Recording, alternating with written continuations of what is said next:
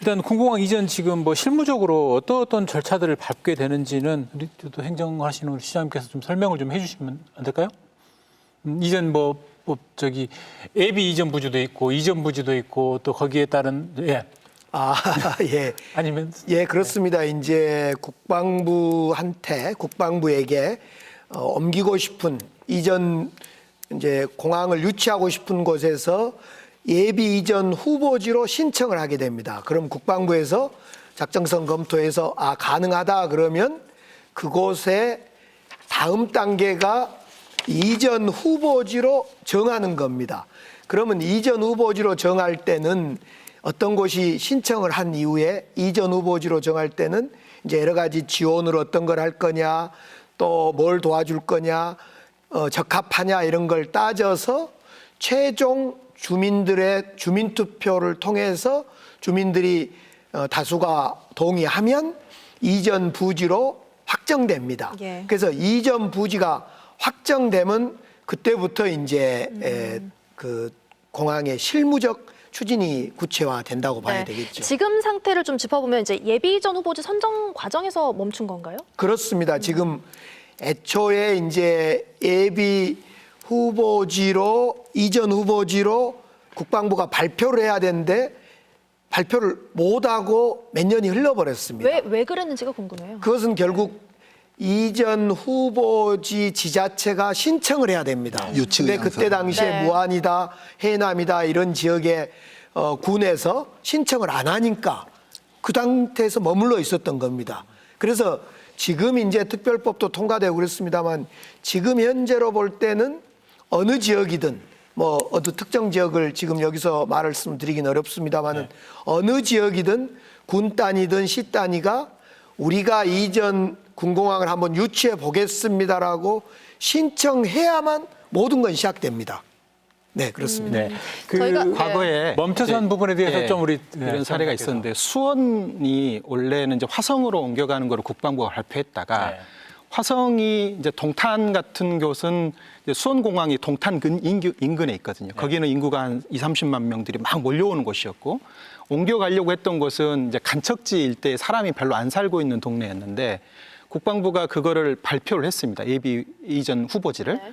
그런데 이제 주민들이 반발이 심해서 그게 일종의 지금 멈춰 있는 상태거든요. 그게 한 6년 전 일인데 그러다 보니까 국방부는 작정성 검토를 거쳐서 꼭 필요한 곳에 옮겨가겠다고 생각하고 발표를 했는데 이제 주민들의 동의가 이제 이루어지지 않고 반발이 심하게 되니까 이제 멈췄던 선례가 있기 때문에 광주 같은 경우에는 전남의 예비 이전 후보지를 내심으로는 생각하고 있는 작전성에 어떤 문제가 없는 지역을 알고는 있지만 그걸 발표를 못하고 주민들의 동의가 있고 그 동의를 전제한 곳을 상대로 예비 이전 후보지를 받으려고 하고 있는 상황이다. 동의가 있기 전에 유치 의향서를 제출할 수는 없는 건가요?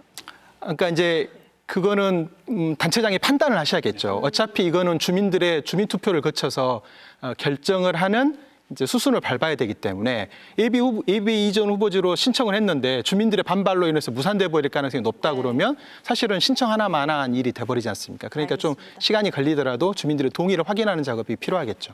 이쯤에서 저희 유튜브로 저희가 미리 의견을 좀 들어봤거든요. 화면으로 댓글 함께 살펴보겠습니다. 군공항이 떠나면 민간공항은 어떻게 되나요? 라고 질문을 하시면서 활주로를 빌렸으니 함께 떠납니까? 하셨습니다.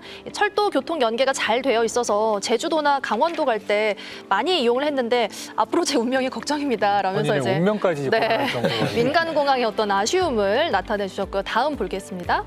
네, 한평군이 군공항 이전에 민간공항 기능까지 동시 이전을 요구하고 있는데요. 지척거리에 이제 무안공항이 있는데 과연 이게 현실성이 있습니까? 하시면서 광주시가 명확한 입장 표명을 좀 해주셨으면 좋겠습니다.라고 하셨네요. 잠시 뒤에 함께 이야기 나눠보고요. 다음 볼게요. 네, 종전부지의 경제자유구역, 또 연구개발특구, 관광특구 모두 지정이 가능하다고 하는데 광주시의 계획이 궁금합니다. 많이 계획을 물어보시네요, 여기서. 네, 홍준표 대구시장은 아파트 한 채도 짓지 않고 두바이식으로 개발한다고 선언한 적이 있는데요. 라고 댓글 주셨고요. 다음 볼게요. 네, 오랜 염원인 만큼 하루빨리 이전을 해서 서로 윈윈했으면 좋겠습니다. 라는 의견까지 살펴봤습니다. 황 시장님 답변 내용이 많네요. 맞네요. 간단하게 한 말씀만 드리면 이미 이제 대구는 민간공항, 군공항이 함께 가는 통합공항입니다. 근데 저희들은 2008년에 민간공항은 사실상 아직 가진 않았습니다만 무한으로 가는 걸로 결정이 돼 있고 이번에는 군공항만 옮기는 거기 때문에 대구하고는 좀 상황은 다릅니다. 예. 그런 점에서 이제 그 어떤 예를 들면 무한으로 군공항이 옮겨가면 사실상 민간공항, 군공항, 통합공항이 뭐 형식적으로는 되는 거죠. 그러나 무한이 아닌 다른 곳으로 가게 되면 민간공항과 군공항이 분리될 가능성이 뭐 현실이지 네. 않을까 이렇게 생각을 해봅니다. 그런 차이가 좀 있게 되고요. 예. 그렇고 두 번째로 이제 이전 지역이 개발되는 문제, 어떤 특구다, 산업단지다 개발되는 문제는 우리 광주시와 전남이 열심히 정부하고 협의해서 당연히 개발 지역으로 개발시켜야 되는 것은 당연한 얘기입니다. 다른 그중에서 이제 분들께서- 예. 더 눈길을 끈 게 이제 두바이식으로 개발을 한다고 선언을 홍준표 대구시장은 했다고 하는데 정전 부지를. 네네 정전 부지를, 부지 지금 부지죠 그러니까 네, 네네 광주시도 뭐 그런 멋진 그림 뭐 혹시 이제 지금 260만 평의 현재 옮겨간 이후에 부지를 어떻게 쓸 건가 문제는 이제 지금부터 고민을 사실은 해야 됩니다. 과거에도 그런 그림은 많이 제안은 있습니다. 스마트 시티로 만들자. 또 어떤 분들은 거기를 아주 그 미래형 국가 산단으로 산업단지로 만들자. 여러 가지 의견들은 있습니다. 그래서 그런 의견들을 종합해서 그림을 그려 나가야 됩니다. 네. 단지 이제 일부의 260만 평 중에 일부는 돈을 그게 팔아서 만들어서 이전 비용을 써야 되기 때문에 네. 전부를 우리가 뭐 공원으로 만든다, 국가산단으로 만든다 이러기는 어려울 것이 분명합니다. 네. 다른 분들께서는 혹시 댓글에 좀 덧붙일 말씀 있으실까요? 네, 네. 네, 이번에 어쨌든 특별법에 지원할 수 있는 어떤 근거들이 예. 많이 약화됐기 때문에 기본 인프라 SOC 시설들을 만드는 데 있어서 기존에 있는 법에 이제 근거해서 할 수밖에 없는 현실적인 어려움이 있습니다. 네. 그러니까 특별법이라는 게 이제 기존 법을 뛰어넘거나 이제 신법 우선주의이기 때문에 특별법을 규정해버리면 이제 기존의 법에 그게 만들어져 있지 않더라도 할 수 있는 측면들이 있었는데 이번에 그게 잘 안 됐고 그러다 보니까 기대한 만큼의 어떤 화끈한 어떤 지원책을 만들기는 어렵다. 대구 경북 신공항하고는 그런 점에서 차이가 좀 많이 날 수밖에 없는 상황이고 그 기대 수준을 너무 높일 필요도 저는 없다고 생각합니다. 마치 우리가 뭘 다 해줄 것처럼 얘기했다가 이게 희망 고문이 돼버리는 그런 지름길로 빠질 수 있기 때문에 그렇게 되면 안 되는 것이고 근본적으로는 김영록 지사와 강기정 시장님이 이건 정치적으로 큰 광주 전남의 미래를 놓고 결단을 내리고 합의를 하고 그 과정을 통해서 지자체를 설득하는 작업들을 거쳐야 되거든요. 네.